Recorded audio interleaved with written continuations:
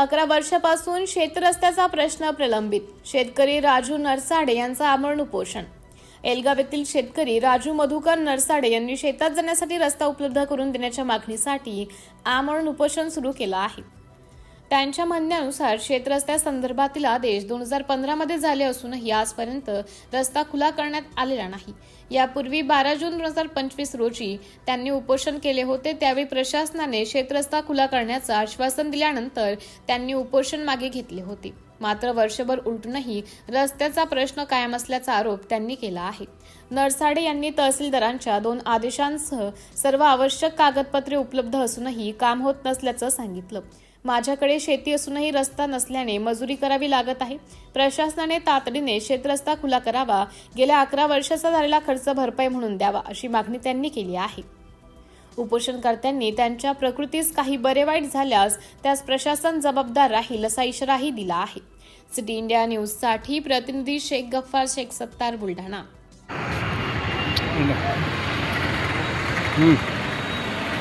मी कशासाठी बसले तुम्ही उपोषणला?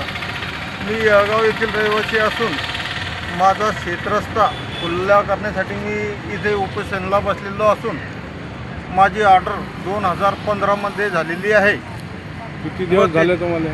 इथे बसून मला जवळपास 22 ते 20 दिवस झालेले असून मागच्या वर्षी 12 जून 2025ला बसलो होतो. तेव्हा त्यांनी 10 दिवसात उपोषण मोडून रस्ता तयार करून द्यायची मागणी केली होती.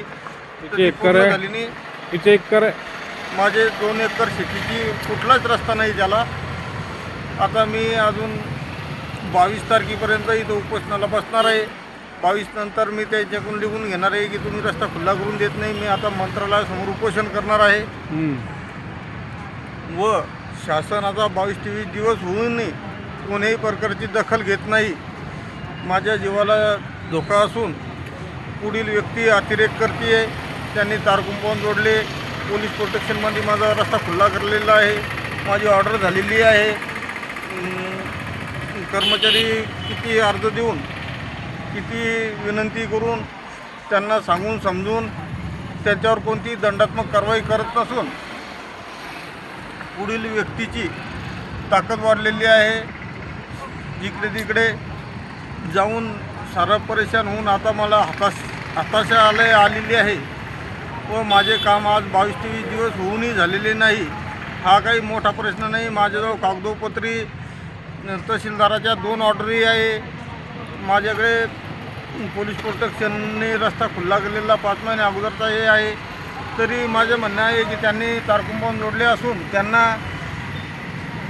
फौजदारी गुन्हा व्हावं. त्यांनी शासनाची दिशाभूल केलेली आहे. त्याचे दस्तावेज आहे. त्यांच्यावर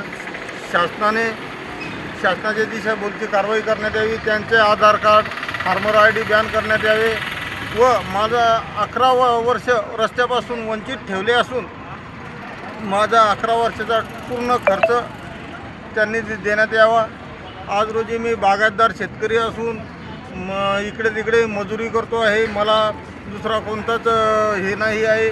माझे उत्पन्न झिरो झालेले आहे. मी 11 वर्ष मजुरी करून पोट भरत आहे.